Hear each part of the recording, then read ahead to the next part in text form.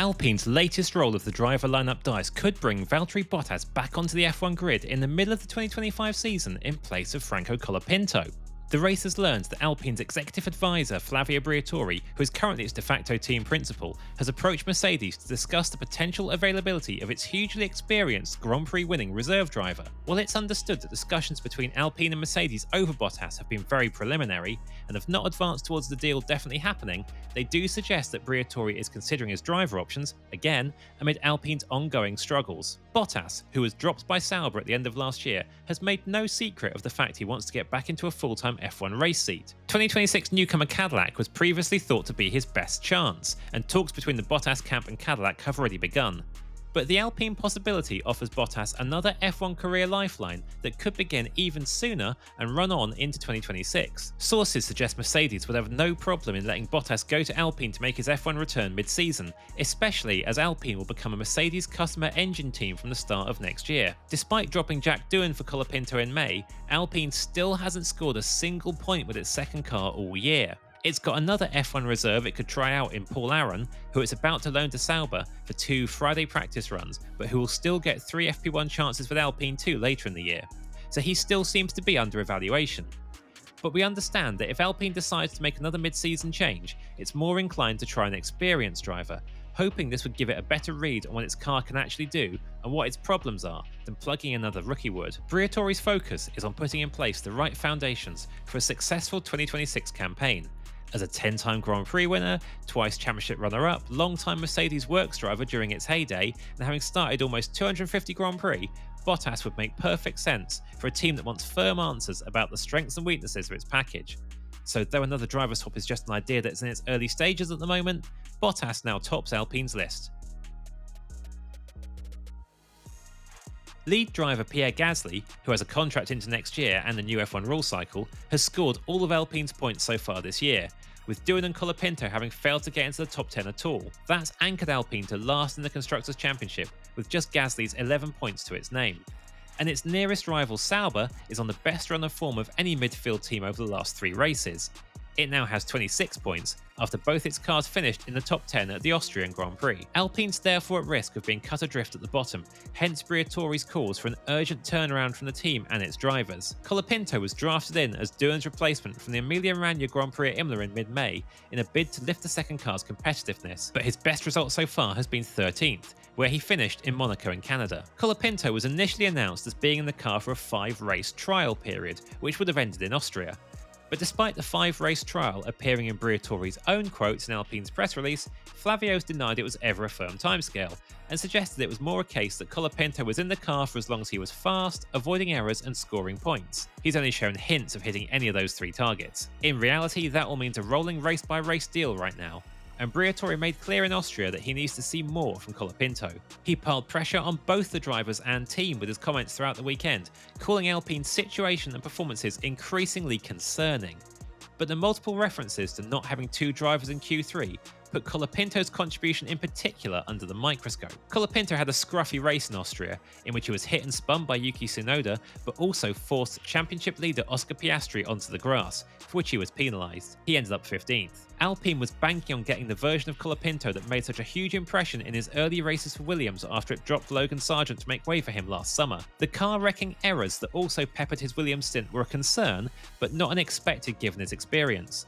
Rookie mistakes are fine if they're learned from, ironed out and built on, and maybe that would have happened if Colapinto had gone from his promising but erratic partial 2024 campaign to a full season in a stable environment and with a moderately competitive car. Being parachuted into a troubled team in the middle of heavy management turnover and with a limited spell to prove himself wasn't that scenario. Even so, Briatore's right to have expected more from Colapinto than the occasional flashes of performance he's produced. The controversial decision to ditch Doohan put heavy pressure on Colapinto to be a clear upgrade on his predecessor, but the second Alpine's been in much the same place in the order, regardless of its occupant. Some might wonder whether 35-year-old Bottas is really what Alpine needs. Yes, he's a Grand Prix winner with a vast amount of experience, but a skeptic could also argue that he's a has-been who failed even to score a point for Sauber last year. But as a driver, Bottas still has plenty to offer. He's always been quick and has proved himself to be an excellent team player. He's stayed in the game in his Mercedes reserve role, playing an active role in its season, and he's even tested a 2023 McLaren, as he's available to that team as well as a reserve if needed. He's shown his commitment and is determined to get another chance in F1, which he considers unfinished business. A return would not just be about topping up his pension. There's no doubt that once he's acclimatised to the Alpine, he'll be capable of scoring points on weekends when the car is up to it. His 3-year stint with Sauber, from 2022 to 2024, was stronger than it looked. He scored points 7 times in his first 9 outings, but thereafter the car's form dropped off. That meant Bottas scored only 6 times in his remaining 59 outings for Sauber. In 2024, he was comprehensively the stronger Sauber driver, with an average adjusted advantage of 0.442 seconds over teammate Zhou Guanyu. His lack of points certainly wasn't for a lack of trying. He would have scored points early in the season but for Sauber's pit stop problems, for instance, and was up against not just an off-the-pace car, but also an operationally weak team. Bottas's past record offers tangible upsides for Alpine.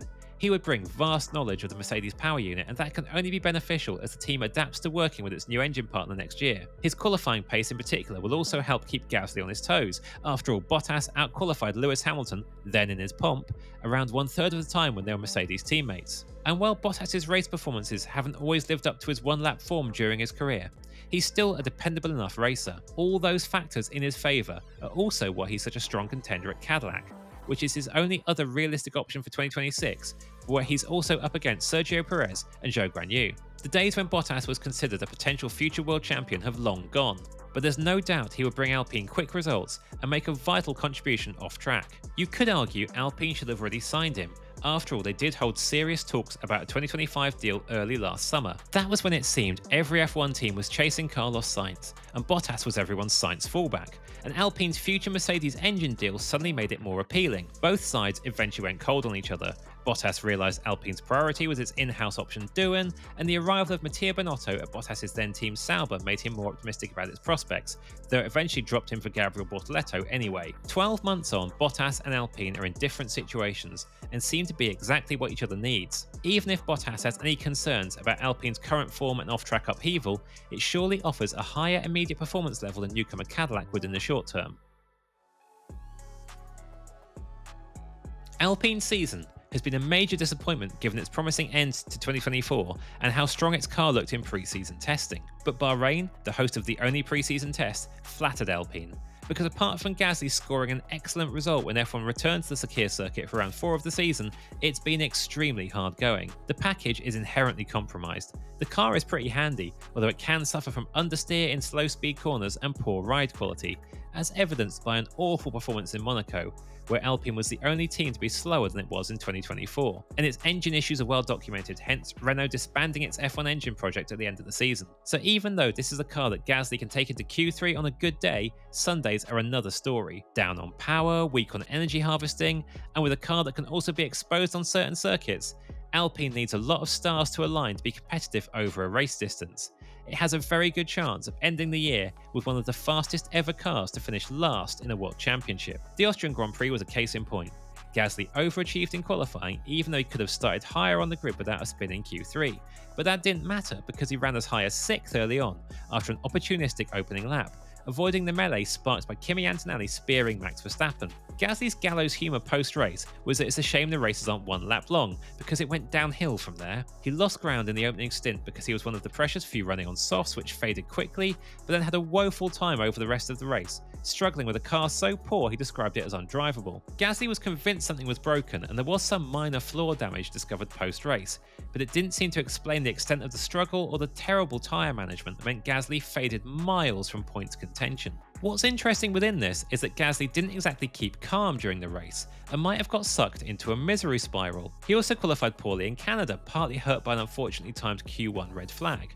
So there has been a sense that Briatore's not sure just how good Gasly is, in addition to the obvious question about Colapinto. Briatore's implication is that Alpine has a little doubt about the true level of its car and where its weaknesses really are. So he feels that's not just down to having one car in the mix, it's that the good car can also be inconsistent. Would Bottas show Alpine where Gasly is lacking? Would he help raise Gasly's level? Alpine's looking for evidence that the car is capable of points if it has 2 drivers fighting week in, week out at the peak of the car's potential. But if that's not the case, then it's stuck. The weaknesses in its 2025 car are too chronic, and there are no major updates planned, with active development now all on 2026, and nothing seemingly coming down the pipe for this car. So regardless of who's driving it, the kind of turnaround that saved Alpine last year doesn't seem possible this time, at least not in terms of transforming the car itself.